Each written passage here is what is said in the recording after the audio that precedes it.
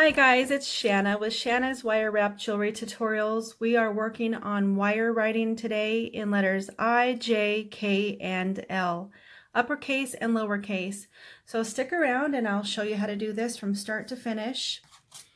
For the tutorial, I'll be using 18 gauge wire. We have standard jewelry making tools. We have a needle nose pliers, some flush cutters, and chain nose pliers, and your wire. That's just about all you need.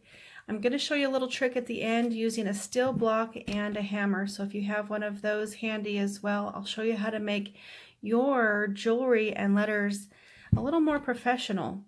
So let's get started. If I were to be making a bracelet, I would use 16 gauge wire, but since I'm teaching you with 18 gauge, we're going to show you what I do with when I make bracelets if I were to use 18 gauge wire. So in a bracelet, you have wire that you're starting with first, and then you have to go in to make your letters. So we're making our I to start today, and I always fold that wire on top of itself and cinch it together. Okay, this is a script I, a lot like your elementary school cursive I. I like the way it looks in wire, and simple, and it's easily identifiable. Okay, so for this eye, we want to hold our needle nose pliers at the top of where we want our eye to be and simply pull that wire down. We don't want to try to shape the curves too much with tools because it can dent it easily, especially if you're working with a soft wire. We're going to take this in and make our lowercase I, and when we come back around the bottom, we want to make sure everything is aligned. So as we go and we're making like a whole name, always check the top and the bottom of the letters to make sure they're the same size and that they're aligned properly. Our lowercase letters should be about half of the height of our uppercase letters. So we want the top of our I to be right in the middle. And we're going to do a little dot. So we're going to come slightly lower than we would for the whole letter so that we can make room for that I. And we want to bring that wire behind. And then we want to hold it carefully and bring it straight down behind to create that I.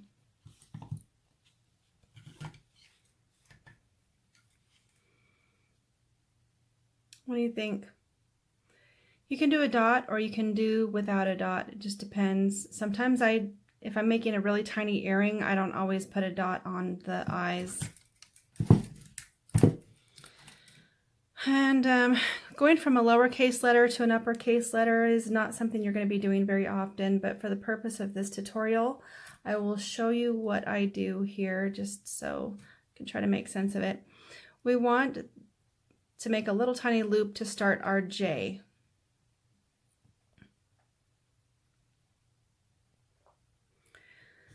So we want to start that little loop in the middle of where we would have our uppercase letter. That little loop be in the middle here. A little tiny one about the size of the top of our I. And I'm bringing this up to make the top of our J here.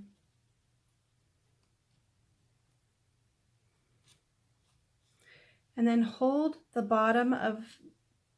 your tools at the bottom of where you want the bottom of that J to be, and just hold it in place as you bring your wire up. That looks pretty good. Create enough of a space for your next letter. We're going to be making a lowercase letter by bringing this wire up. We're doing our J very similar to how we started this I, but we're going to bring the wire straight down to create that little tail. So we're going to make a little loop like we did before, but wrap that wire on top of the letter this time. Put your tip of your needle nose pliers in there so you can hold it in place as you bring that wire straight down. And then we want to hold the bottom of the J on the wire where we want the bottom to be. And we're going to wrap this behind to create our lowercase J. And it looks really great. For our uppercase K, we're going to do a tiny little loop at the bottom really tight. And I want that curve to be really close to that loop. And then we bring the wire straight up. And with our chain nose pliers, hold it where you want the top of that K to be, and then bend the wire directly behind. And cinch that down carefully. We don't want to scar the wire. I want you to take a thick end of your needle nose pliers and hold it carefully at the tip and bend that backwards. This will give our K a much nicer script kind of font look. In the middle of the K, we're going to bring this wire straight out and up. And then we're going to bend the wire on top of itself at the top of the K. So kind of line it up, bring that wire straight down, cinch it together, and then follow it on top of that wire in the middle. And we're going to create a little loop in the middle so you can get the tip of your needle nose pliers and hold that so you can make a nice little loop. A lot of times I hold the wire in place here as I pull that down. I don't want that loop to be really big, and that's just a personal preference. So as I hold it and pull this wire down, it kind of created a smaller loop for me. So now I want to create a little bit of excess wire at the bottom of my K. So just below this curve on the left-hand side, I want to hold the tool on the wire and bend directly behind. So let me see if I can illustrate that. It's only slightly longer than this curve. It's really not much of a difference, but what I like to do is also get the thick end of my needle nose pliers and make a little curve there, and it gives my K a really nice, I pulled it and then so it just kind of gently curves it out so it makes a nice little script K. To make our lowercase k, we want to bring this wire all the way up where we want the top of that K to be. Hold it with the smallest part of your needle nose pliers and bring that straight down. I even want this to be a little bit more narrow, so I'll take my chain nose pliers and cinch that together. And then at the bottom, I want to bend those two ends together. And I'll move this out of the way so you can see what I did. So it's just kind of side by side. And then your K, the curve on your K isn't really quite halfway up the letter, maybe about a third of a way. Hold the top of that little K with the smallest part of your needle nose pliers, and you want that little loop to be small. So if it ended up being kind of big, get your chain nose pliers and cinch that together. I like kind of an oval shape, not really round. But work on it. You'll develop a look that you personally like. Bend it back behind itself. And then get your tool in that K and then pull that wire straight down. Isn't that a pretty little lowercase k? And then you could just like finish it off by pulling that wire up a little bit and then out. So again, our last letter is our uppercase L, and then our lowercase. You're not going to go from a lowercase letter up into an uppercase L, but for the purpose of this tutorial, that's what we're going to do. So the transition is kind of funny, but you can follow along. I'm going to go about halfway up the letter, so about here, and I'm going to bend this wire on top of itself.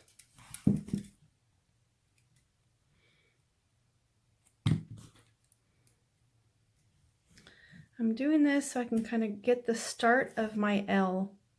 Doesn't look like much of an L yet, but now I'm creating the top of my L right here. I'm holding the tool on where I want the top of my L to be, and then I kind of curve this around and hold the tool where I want the bottom of my L to be. What do you think of that? You can play with it depending on what you like for an L. Maybe you want it to be a little thinner on the top. Maybe you want the back of this to be a little thicker. So once you get it the way you want it and it's the size you want it to be, and see this is kind of turning out to be a little bit bigger of an L than I wanted. So I'm going to cinch that down just a little bit before moving forward. That looks pretty good. About the same size as my other capital letters. And then I want to bend this wire behind itself at the bottom of my L. Carefully cinching that wire together. And then I'm going to give a little turn with my needle nose pliers to the bottom of that L.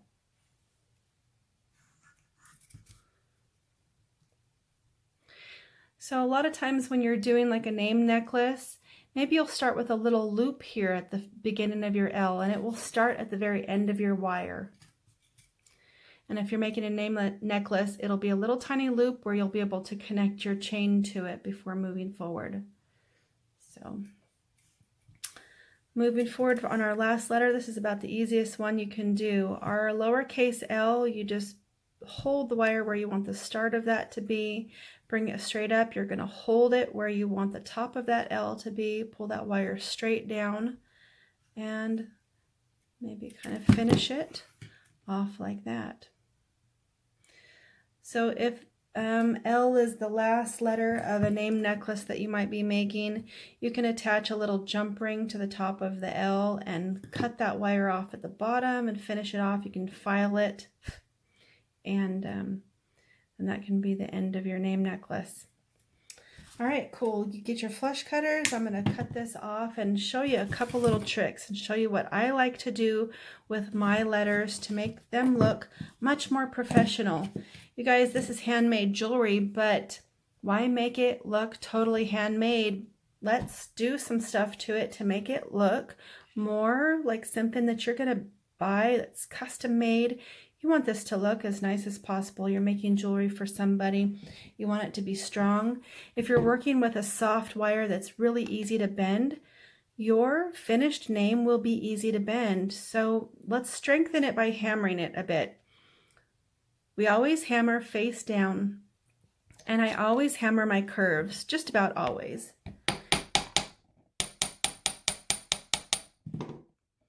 Okay, let me show you this here. Look at the top of that L. It's broadened out that wire, and it gives a reflective look to it, and now it's strengthened it. It's changed the shape of it from a round wire to kind of a rectangle kind of wire in that spot, and it makes it nearly less possible, I'd say less possible, to bend it. So this is creating strength, and it's also creating this really reflective, beautiful look to it. So I'm going to sit here just a minute and hammer all these curves out. Usually I do this as I go, so I have room to hammer each curve before I go into my next letter.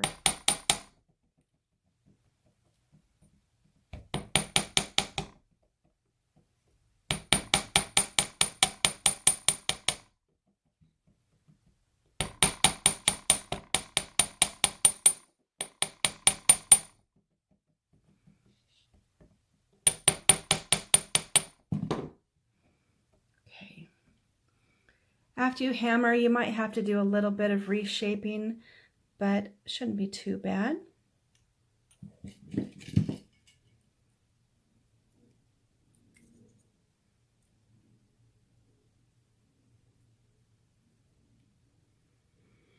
Just to line everything up.